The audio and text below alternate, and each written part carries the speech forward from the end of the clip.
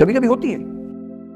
मैं बुद्ध की मजबूरी सोच के परेशान होता हूँ कई बार, और फिर मैं सोचता हूँ कि काश ये यशोधरा जैसा व्यक्तित्व सबका होता। बुद्ध की रियल कहानी क्या है शायद किसी को नहीं पता। मैं जिस कहानी की बात कर रहा हूँ, मैथिली शरण गुप्त नाम के एक बड़े प्रसिद्ध कवि ने यशोधरा नाम की पुस्तक में वो कहानी लिखी है, भूमिका में जिक्र किया। बुद्ध बचपन से ही थोड़े से वैरागी किस्म के व्यक्ति थे। उनकी कुंडली देख के एक ज्योतिषी ने बताया भी था। माता पिता बहुत परेशान थे, शुद्धोदन उनके पिता का नाम था। माता पिता ने बहुत कोशिश की कि इस बच्चे का मन विरक्त ना हो। अच्छा महल बनवाया, सारी सुविधाएं दी। जैसे ही बुद्ध थोड़े से किशोरावस्था में आए, उस समय की दुनिया की सबसे खूबसूरत महिला से, लड़की से, यशोधरा से उसकी शादी करवा दी। यशोधरा के पिता ने काफ़ी एग्जाम लिए बुद्ध जी के, वो सारे एग्जाम में पास हुए तब जाकर शादी हुई, ऐसे नहीं हुई। शादी हुई तो बुद्ध भी ठीक था, रमे रहे उस जीवन में। बेटा हुआ उनका राहुल। अब बुद्ध की विरक्ति का भाव बढ़ता जा रहा था। 29 साल की उम्र के आसपास ऐसा हुआ कि उन्होंने एक मृत व्यक्ति को देख लिया, एक बूढ़े को देखा, एक भिखारी को देखा, एक बीमार को देखा। विरक्त हो गए और उनका मन हुआ घर छोड़ दूं, ज्ञान की खोज में चला जाऊं।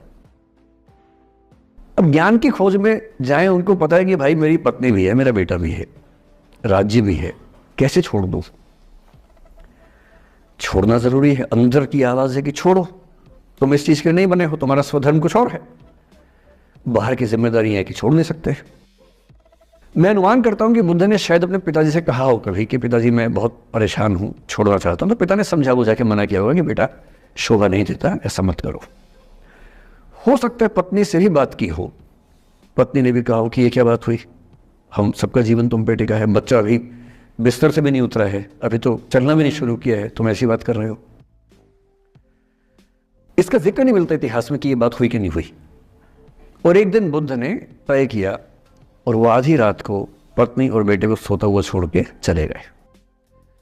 इसको बौद्ध परंपरा में महाभिनिष्क्रमण कहते हैं, बुद्ध का अपने घर से निकल जाना। अब बुद्ध चले गए, लेकिन मैथिली शरण गुप्त यशोधरा के पर्सपेक्टिव से बुद्ध को देख रहे हैं। यशोधरा बहुत परेशान है, भाई पति चला गया है, बच्चे का पिता चला गया, मजाक थोड़ा है। राजा परेशान है कि उनका उत्तराधिकारी चला गया है। यशोधरा इतनी परेशान है, बहुत लंबे समय तक छंद आते रहते हैं कि वो कितनी बेचैन है, कितनी परेशान है। लेकिन यशोधरा की सबसे बड़ी परेशानी इस बात से नहीं कि बुद्ध चले गए, इस बात से है कि बिना बताए चले गए, भरोसा नहीं किया। और वो अपनी सहेली से कहती है, सिद्धि हेतु स्वामी गए, यह गौरव की बात। मुझे गर्व है कि मेरा पति इतने महान काम के लिए गया है। सिद्धि हेतु स्वामी गए, यह गौरव की बात, पर चोरी चोरी गए, यही बड़ा व्याघात।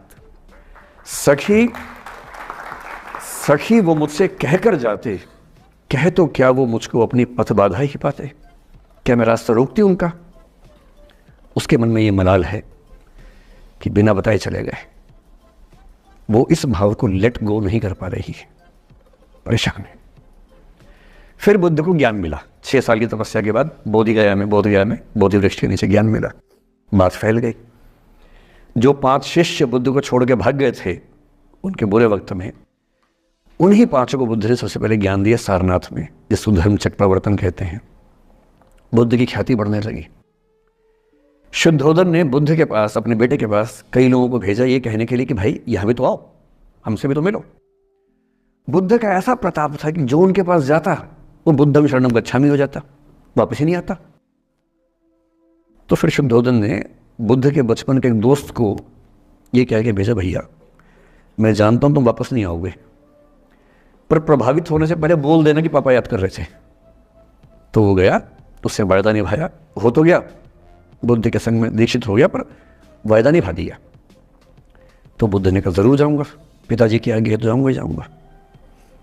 बुद्ध पहुंचे अपने कपिल वस्तु, जो अपना इलाका था, वहां पहुंचे। पूरे कपिल वस्तु में, नेपाल सिद्धार्थ नगर से नेपाल जाएंगे तो नेपाल बॉर्डर पे कपिल वस्तु है। मैं देखने गया था वो जगह जहां बुद्ध पैदा हुए थे, बड़ा सुंदर स्थान है, आप भी जाके देखेंगे अभी।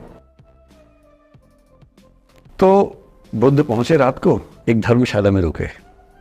अब वहां हल्ला मच गया कि राजा का बेटा धर्मशाला में। बुद्ध ने कहा भाई मैं देखो राजा का बेटा बन के नहीं आया हूं, मैं बुद्ध बन के आया हूं। सुबह उठ के भिक्षा मांगने लग गए उस इलाके में, अपने ही पिता के राज्य में। पिता ने सिर पीट लिया कि भाई क्या कर रहे हैं। फिर बुद्ध ने सूचना भिजवाई कि मैं बुद्ध हूं, बेटा हूँ संयोग से, ठीक है, मैं आ रहा हूँ मिलने के लिए, पर मैं बुद्ध होके आया हूँ, मेरी चर्या है, नियम है, मैं भिक्षा से ही जीवन जीता हूँ अपना। ठीक है, पिताजी ने कहा चल कोई बात नहीं। फिर बुद्ध गए पिता से मिलने, पिता से मिले, सबसे मिले, भरी सभा में, लेकिन यशोधरा नहीं आई मिलने के लिए, लेट गो नहीं कर पा रहे थे।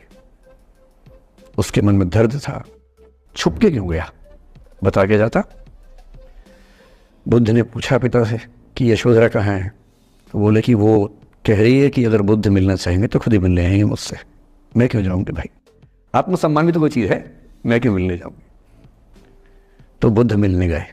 सोचिए कमरे में यशोधरा बैठी है, राहुल साथ में। अब राहुल थोड़ा सा बड़ा हो गया है, 6-7 साल का है। बुद्ध गए हैं। अब आपके मन में आ रहा है कि बुद्ध वहाँ जाके बोलेंगे सॉरी मैंने गलत किया, I hurt you, I really feel sorry. बुद्ध है वो बुद्ध, वहाँ जाके क्या बोल रहे पता है, भिक्षाम देहि, भिक्षा दो। और यशोधरा कितनी महान महिला रही होगी, उसने अपने बेटे का हाथ बाप के हाथ में दे दिया। लेट गो का इससे महान उदाहरण दुनिया के इतिहास में नहीं है कि चलो आखिर तुमने आके झुक के कुछ मांगा तो सही। उसकी जितनी ईगो थी, अहंकार था, सब विगलित हो गया। और जो औरत परेशान थी कि मुझसे बिना बताया गया, उसने अपने बेटे को दे दिया कि इसको लेके जाओ, क्योंकि मैं जानती हूं कि तुम महान काम कर रहे हो, और तुम महान काम कर रहे हो तो मैं क्यों बीच में आऊंगी भाई। मेरा पति महान काम कर रहा है तो मुझे खुशी होनी चाहिए, और तुम्हारी उस खुशी में मैं क्यों पीछे हटूं। बस मुझे भरोसे में लेके जाते तो और खुश होती।